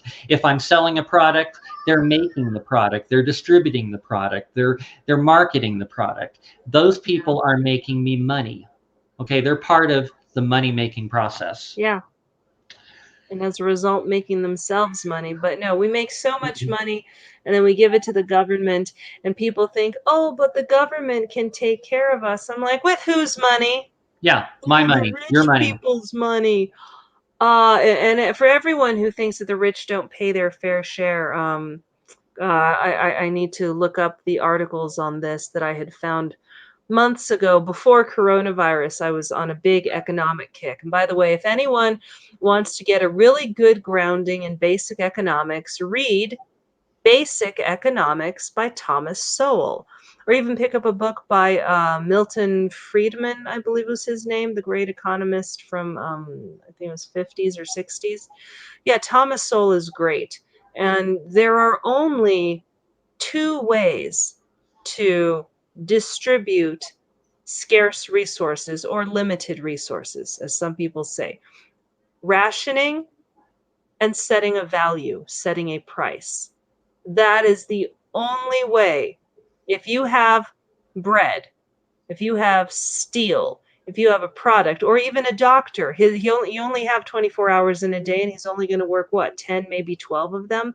A doctor's resources, his time is finite. So, how does a doctor determine who can see him? One doctor cannot see 1,000 people in 1 week. Not going to happen. So, he sets a price. Or in the case of Obamacare and Medicaid, it's rationed. Those are the only two ways to distribute scarce resources. Anything that is government provided is always rationed. It's So rationed. if the government says they're going to provide health care for everyone, that should scare the hell out of all of you. Do you really want your health care rationed? You know, I have a private practice doctor that I do business with when I need any kind of medical stuff done. I call him up on the phone. I make an appointment. And the neat thing is, I'm his patient, I'm one of his people that he sees whenever I need to be seen. And if I have like an emergency, if like I like come down with something and I'm like really feeling sick, I can call him up and he will get me in the very next day, or sometimes even the same day. Wow. Okay? Because it's not government health care. He's private practice. He's my doctor and he looks out for me. So if he prioritizes things, if I'm like really, really sick, he'll squeeze me in. Yeah. That's great. So with government health care, you don't get that. Because you're just a number. You're not special to them. You don't have a personal relationship with them. You're going to call some government bureaucrat that's going to say, oh, yeah, we can fit you in next month. Well, yeah, but I'm running 102 temperature. I think I'm dying. It's like, well, okay, in that case, we can get you in 2 weeks. Yeah, and for people who say, oh, but under privatized healthcare, the rich can go to the front of the line. Well, guess what, bozo? The rich can go to the front of the line anyway with government-provided healthcare. Because guess what? All they do is, okay, well, pay off the right government official. Got to grease the palms of the right person. Right. It happened, and unless you think we're making it up, come on. Happens still in China to this day, happens in Russia, happens in Cuba, happens in Venezuela. I mean, right now, what, you have 99% of the population starving. Oh my gosh. Yeah. Yeah. And meanwhile, all of the money in that country. I mean, Venezuela was having a humongous oil boom. They were so rich. They actually surpassed us per capita. Yeah. And then what happened? Oh, big government came in and decided, oh no, we need to redistribute that wealth. Socialism. Yeah. And now what's happened? Oh yeah, the wealth is held by the top 1% or less in that country. What happens? So, but, they didn't do it right. So maybe we should like finish off by me telling my Costco story. Oh, yes. I went to Costco yesterday, and as you know, those of you that know Natalie and I do not wear sorry. Natalie and I do not wear masks. Hold on. Nope. Not trying to. I got choked up. So basically, this is how I look at it. Okay, we talked about the First Amendment. We started off with the First Amendment today. Okay, that is covering my face. That is violating my right to freedom of expression, for starters. Okay. It's bad for your health. Numerous medical professionals out there have been talking about that. Unfortunately, they've been getting canceled, censored by social media. And the mainstream news is certainly not going to talk about it because they are pushing. Matter of fact, we do need to talk, if you got a little more time, Natalie, we do need to talk about the fear thing. I wanted to talk about that a little bit. So this is about fear. Masks promote fear. I went to Costco yesterday with my roommate and my partner.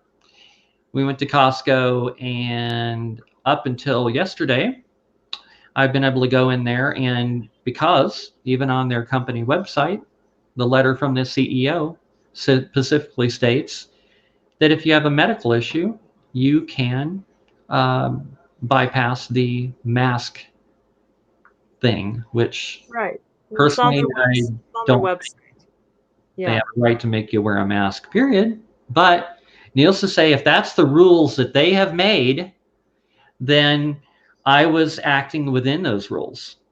Okay, yes, I do have a medical condition. And honestly, Yeah. I'm not going to share it on here because it's none of your freaking business. Nope. Okay, but I do.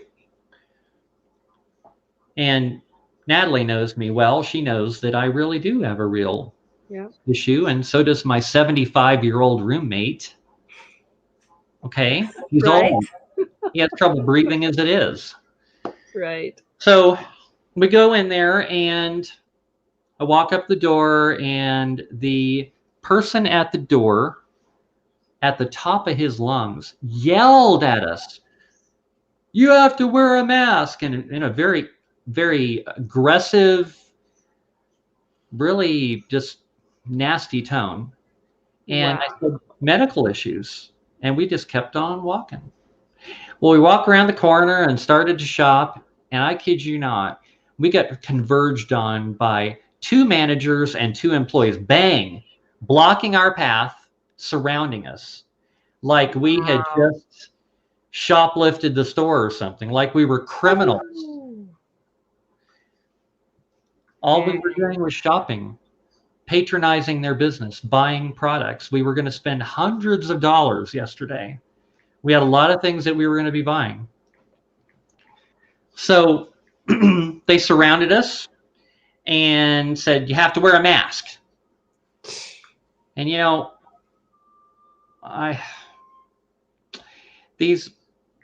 and the thing is these employees that were trying to make us wear a mask were wearing cloth masks that weren't even fitted to their face. There was this air leaking in all over the place. They were just symbolic at best.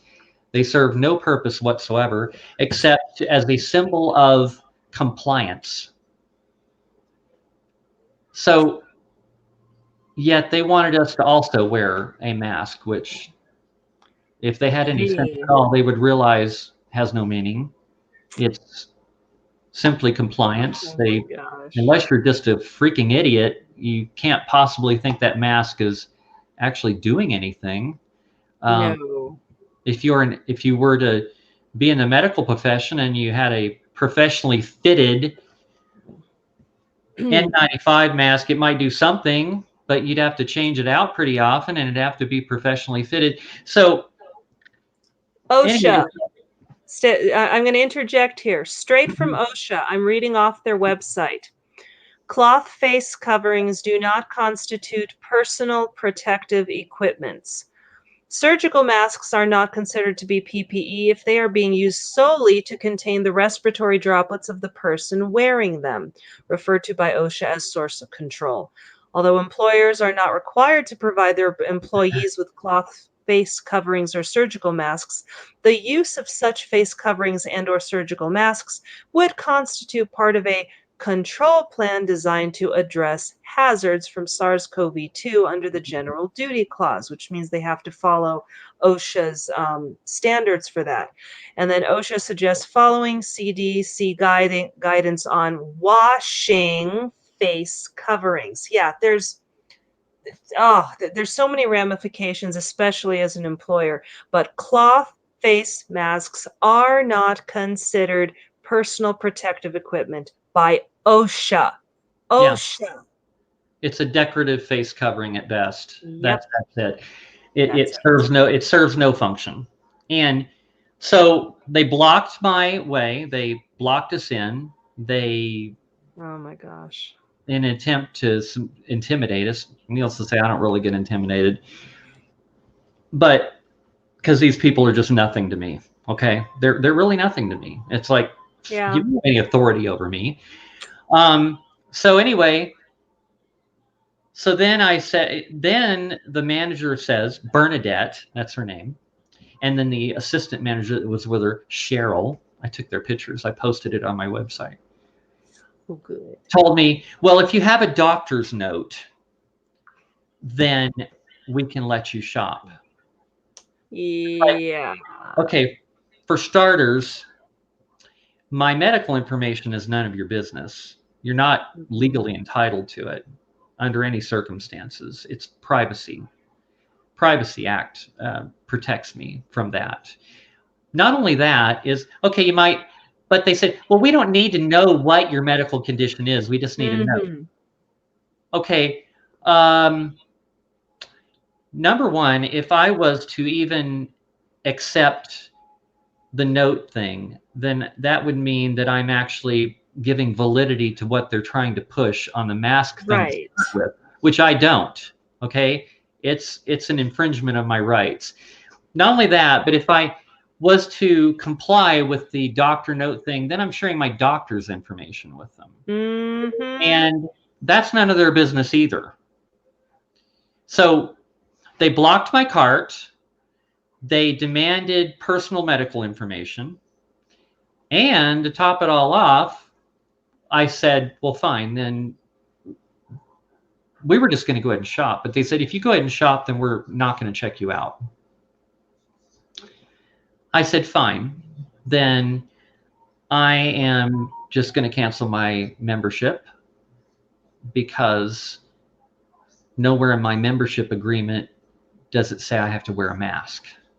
And I was having a conversation with the manager saying that, well, even your CEO on your website states that medical issues are exempt.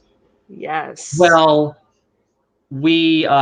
that's not our policy here.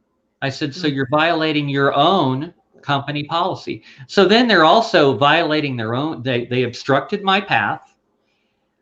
They tried to intimidate me. They asked for personal medical information. They violated their own company policy. And to top it all off, they removed the items from my cart. Wow. So the video that all of you see online was only the tail end of the whole encounter. It was only at the point of when I had gotten back up to the counter. That's when my partner started videoing. Unfortunately, didn't get the rest of it. So I did get a refund, a full refund on my Costco membership, even though the membership was about to expire. Anyway, I got a full a full refund. And so today, throughout the day, this video went viral, which really surprised me. It went viral, and there were numerous nasty, disgusting, godless liberals personally insulting me on my website because they weren't able to dispute any facts. They don't understand the Constitution. They certainly don't understand the First Amendment. They don't understand anything about a place of public accommodation. They don't understand contracts. They don't apparently value their own liberty. They probably don't even know what liberty is. So that also goes back to something I said earlier, is that if we were to let the liberals and Biden win this election, those nasty, godless, disgusting people would be running this country. Yeah. Now, you all can say whatever you want about me, because I do believe in the First Amendment. And if you want to say bad things about me and you want to personally insult me or whatever disgusting rumors you want to say about me, you can do that, because, well, you have the right to. Okay? Absolutely. And I will continue doing what I'm doing. Natalie and I will continue doing what we're doing, because we will fight for your right to be a disgusting person if you want to. It's your freedom of speech. And I will fight to protect that. And I'm a big person. I'm tough. I've been through a lot in life. I haven't got to be 57 years old without developing a little bit of a thick skin. And now that I'm somebody that's in the public setting now, I'm sure that's going to be part of it. Yeah. And that's fine. That's fine. But I can tell you one thing. You're not going to cancel me. I'm not going to remove my video. I'm not going to cancel my post. That's what you all wanted me to do. You wanted to intimidate me, and you wanted me to remove my posts like so many other people have. They've been canceled because they've given in. No, I'm not giving in. You can just continue your assault if you want, but my video is not coming down. And you've got the video. I know I definitely want to upload it to our Rumble account just in case Facebook pulls it down. Yeah. And that's honestly, people, if you want to watch, if you don't get to watch us live, if you want to watch reruns or catch us later, I really recommend going to our Rumble account. We try to post it up there as soon as possible, as soon as we're done with the live stream. And, you know, promote Rumble. They promise to, they're a free speech platform, is what the way they promote themselves. And we need more of that. We definitely need more people, more companies, more platforms who are going to say, you know what, free speech, you all do you, as long as it's not in violation of current laws and constitution, fine. You know, we're not going to tamper with it, we're not going to pull it down. No, I'm not going to retract anything I've said. I'm not going to retract anything I've posted. Nope. You can intimidate me all you want. You can try to intimidate me, because you're not going to intimidate me. Yeah. You can try to intimidate me all you want. You can say whatever you want, but I'm not going to be canceled, period. Okay? Yeah. So just deal with it. Okay? What I wanted to finish up on, we'll probably go through this kind of quick. Maybe we'll talk about it more later on. But I wanted to talk about the whole idea of fear. Controlling through fear, which is what we've been saying all along. The mask is all part of fear. It's making you afraid, so therefore you wear the mask. You're afraid, oh my gosh, I'll be arrested. The governor's going to do something to me. Oh, I'm afraid of the Rona. The Rona is going to kill me if I don't wear a mask. Which is all based on a bunch of lies. I'm afraid I'll be reported. I'm afraid people won't think that I'm kind or compassionate if I don't wear the mask. I'm afraid people will think that I don't care about them if I don't wear the mask. I'm afraid I'll make people uncomfortable. Peer pressure. We've heard it all. God, that sounds so childish, giving into peer pressure. Yeah. Are you people adults or what? It's like you're still giving into peer pressure? Really? That's what the governess is counting on. That's what she's counting on. So I was talking to my roommate, Mark, which has fought in a couple of military conflicts. He's had a long career in the military. And fear and propaganda is commonly used in a war in which you are trying to divide and conquer your enemy. You turn them against each other. You give them information which they believe is true, that is probably not true. It may even be mixed in with some stuff that you want to listen to. Let me give you some examples of that.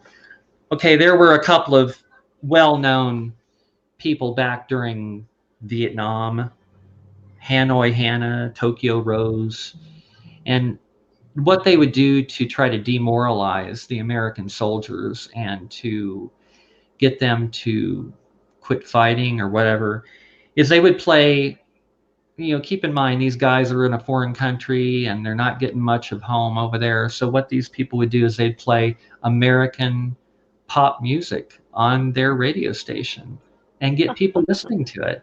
And then in between some of the songs, they would provide some false propaganda saying, oh, well, the Americans just got defeated in this battle in which the Americans actually had won, but they didn't know that. So what they do is they suck them in because they're desperately wanting something from home and there's some music to listen to. And then they feed them this information to try to demoralize and scare them and promote fear.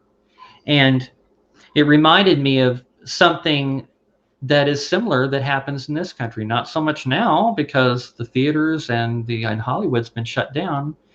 Right. But for years, Hollywood has been making movies and sticking in propaganda in these movies. You watch this movie because you want to see it, and then you have this propaganda forced down your throat while you're watching the movie. Oh, yeah. Same thing. So fear, fear is a very powerful thing. Fear, intimidation, it causes anxiety, it causes depression. When people are feeling fear and anxiety, they're very susceptible to just give up. And Yeah. I think a lot of people have just given up. Well, fear And, is also stress producing, and mhm. that can inhibit your immune system. The other thing too is that people don't like living in fear. And there are a number of coping mechanisms. Some people get mad, like you and I. Oh We yeah. get mad about it. Some people will try to do something about it. I know that when Wuhan virus first came on the scene, that I started boosting my family's supplements and doing all I could to make sure that my family was as healthy as possible. And knowing that I was, doing what I could do, I wasn't as afraid. But something else that happens with fear is people tend to get used to the fear, like a frog boiling in water. And when you get used to the fear, it's always still there, but when you sort of comply with it and do all you can to sort of avoid whatever is causing the fear, they start to adjust their living patterns and their thought patterns to sort of worm and work their way around it so that they can kind of ignore it and try to Mm. live without coming into contact with whatever stimulates that fear as much as possible. So, and I think that's something that we have a lot of going on as well. And for those of you out there that are snitching on your neighbors, and basically Mm, I consider you to be a traitor and a disgusting person, yes. snitching on your. Let me read this little thing I saw on Facebook the other day. This is something that I didn't write. That somebody posted this, and actually I don't know who did. Otherwise, I'd give them credit for it because it's really great. So if your governor is encouraging you to report your neighbors if they don't follow the new rule of gathering numbers, before following this advice, you should really consider the fact the governor won't be there to help you jumpstart your car, lend you tools, a cup of sugar if you needed it. He won't be an extra set of eyes to watch over the property if you are away. He won't keep an eye on your kids if they are playing in the street and someone strange is hanging around. We need each other. It's how we get by and live in peace. Because at the end of the day, the government won't be standing on your doorstep to help you out when this gets real. Love your neighbor. Mind your own business. Think Mm-hmm. about it. When you betray your fellow people, one day you might need their help, and they may not be there for you. So Yeah. we need to stick together. We need to support each other. And one thing I can tell you from all of this awfulness that's been going on over the past several months, I have made so many great friends, and Natalie is one Yes. of them. Matter of fact, the video that I managed to upload for you, Natalie, Oh, yeah, yes. it made me think. I think that's when I first basically kind of got to know you. I think so too. Like we'd seen each other at one Mhm. rally briefly in Albuquerque, and then the next thing you know, we're up in Santa Fe. But yeah, Rebecca and I would have never gotten to know each other if it had not been for this whole fiasco or this whole No, thing. And we would never have become activated, as Eddie Aragon likes to call it, activated. if it Yeah, I hadn't been like for this that. whole thing. Yeah, yeah, because activists don't just become activists because growing up they thought, oh, I No, think that would be a really good career choice. No, that there's not really any money in it. no, I never had an interest in being an activist. And, we don't get paid for what we're doing here. We set No. aside a lot of our time. I do a lot of research throughout the week Oh because yeah, we're always telling you to try to inform yourself and educate yourself. And I please do that do. throughout the week. And I'm getting nothing for this except that I feel like I'm trying to help other people. And that's really the reason I'm doing it. And even the time that we've been on the radio so far, we're not getting paid for that. And we might at some point if we have enough people listening to us, but that wasn't the goal, and that's actually not the motivating factor for us even now. So Mm, we're just doing this because we feel like it's something we need to do. and we'd like for more people to get involved, and more people have got involved. I'm really, really happy that those early rallies where we just had like a dozen or two people Yeah. show up, and then it grew and grew, and now we got thousands of Now there's people out there thousands.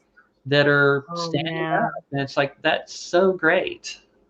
Yes, yes. And And I, and we can see other people and organizations reaching out and across to each other, which I think is how we kind of got connected, is we just wanted to get others connected so that these rallies and protests could grow, because we knew there were a lot of people who thought and felt the same way, but they weren't communicating, and they were having, these small things and events here and there, but it was disjointed. And now there's bigger groups talking to each other yeah, and saying, yeah, let's organize this here, let's talk there, let's pool our resources here. And that's just kind of what we had wanted to see. And now it's its own thing, and it's going, and I'm happy to it's just kind of amazing. stand back and watch. The Yeah, I just hope that we can all stay in contact. I've met all these wonderful people. I go to these rallies, and Yeah, so many people know me, and it's like it's just great. It's like a big, it's huge like a family that we big, created. yes, it's Yeah, we're like a family. big, huge family. It really is. It So really is. And for all the friends, and we have lost some friends during this year. If any of you are listening, I still love you and I still pray for you. Even though many of you have unfriended me without telling me, giving me notice, or even coming to me to talk about it. yeah, But, for all the friends and acquaintances that we've lost, we have been so richly blessed absolutely. with friends now that are really like family, And and people that we trust that's something implicitly. that we're going to talk about too as it gets closer to Yeah. Thanksgiving is thankfulness and what Yes, we have to be definitely. thankful for. A lot of people are looking at everything that's been going on. It's like, wow, what do you have to be thankful for? We have a lot of things to be thankful for. We really do. Yeah, we I really feel like do. I feel It's like not all doom. It's not all doom and gloom. There's no, good things coming out of this right now. There are good things. For as much as Rebecca and I rail against the injustices and the unlawfulness, there are good things that are coming out of this and are going to come out of this in the future. And of course, one good thing is this show, Liberty Ladies absolutely. Unite. Yeah, And we've got an election coming up tomorrow. Oh my gosh, I'm so yeah, excited for I'm it. excited. And Kind of, of course we've you know what it reminds me of, Natalie? It reminds me of, remember the that animated show, The Grinch That Stole Christmas? Remember the oh people? yes, But the yes. people in Whoville, he came and he stole all their stuff and everything, but yet they Yeah. still found something to be thankful and happy about. And that's They how we are. still had Christmas, darn it. Yeah. Well, So well, we've we have a lot of still things got to be Liberty thankful for. Ladies Unite, and after the election tomorrow, oh my gosh, who knows what's going to happen? There's I know going to what be we plenty to want to talk about. happen. But yeah, we'll have so much to talk about on Saturday, our live show on Yes. 93.7 FM, 1600 AM KIVA In Albuquerque. in Albuquerque. Tune in, or you can go to the app online at rockoftalk.com, and Yeah. you can listen If to you're us from not your local, you can computer. listen to us there. Yeah, you can listen from any state. Well, technically, you can listen from anywhere in the world on rockoftalk.com. Yeah. So we're going to be on about 1 to 4 p.m. Wonderful. and 3-hour live show. We are so looking forward Yeah, to which it. means This is we'll be able to such an take phone opportunity. calls. If you want to call in and talk to us, you want to comment on what we're Yes. talking about, it'll be a lot of fun. I'm looking forward to it. And we'll hopefully by that time know who's going to be the next president. Not Yes. that there won't be drama surrounding it, but Yeah. we'll at least have an idea by that time who's won the election. So looking forward to that, and looking You know, forward Natalie, to. I never thought I would be host of a radio show. I know. Did you ever imagine that? I never did. Nope. But hey, we're doing it. So Yeah, remember, everybody, 1 to 4 p.m. this Saturday, November 7th, KIVA in Albuquerque, 93.7, Rock a Talk. absolutely. So And of course, you can always find us on YouTube and Rumble, Liberty Ladies Unite.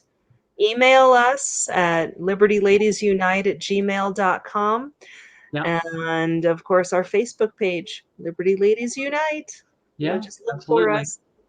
We're here, we're around, and we enjoy talking to you all or seeing your comments on the Facebook chat as well. By the way, thank you, Leo, so much for contributing to the chat today. Yeah, And yes, absolutely. I agree with you wholeheartedly. This Leo's is all awesome. against He's the yet first. another one of those friends I've made during all of this. So Yes, Leo's a great guy. I like Leo. he is. He is. So, We'll have to have him on again too. Maybe even on a Saturday. so let me Sure. finish this off with a couple of things. I don't like to. I know not everybody that listens to us is a Christian. Natalie and I certainly are, but Yeah. just a couple of things that I found that are verses in the Bible that talk about fear. Probably one of the most famous ones, Yeah. Psalms 23:4. Even though I walk through the valley of the shadow of death, I will fear no evil, for you are with me. Your rod and your staff, they comfort me. So I walk through the valley of the shadow of death. Okay. So what they're doing is they're trying to make you afraid of something in which you have no proof that it exists. And I thought that verse just seems to just nail that. It's Yeah. the shadow of death. It's not death. It's the shadow of Right. death. It's Right. like kind of like the other saying goes that what all we have to fear is fear itself. Well, that's Mm-hmm. kind of what that says. So I don't know. I just think that's a really good verse to end it off with. Yeah. Yeah, we've been talking for 2 hours today. Yeah, that's right. Oh my gosh. Okay. Oh, well, thank you everybody for listening to us. Absolutely. Looking forward to Saturday. And yeah, anytime you want to comment or have a question for us or want us to address a certain topic, feel free. Let us know. Yeah, We absolutely. are your Liberty ladies. Yes, we are. And we love you all. And We God bless you unite. all. We unite. And Yes. we're here because we care. That's it. Yeah. So we'll catch y'all next week, and hopefully you can listen to us on the Rocket Talk. And we Stay will safe and vote. go out and vote tomorrow. It's your last chance. Yes. Okay. See you later. Stay Bye. free.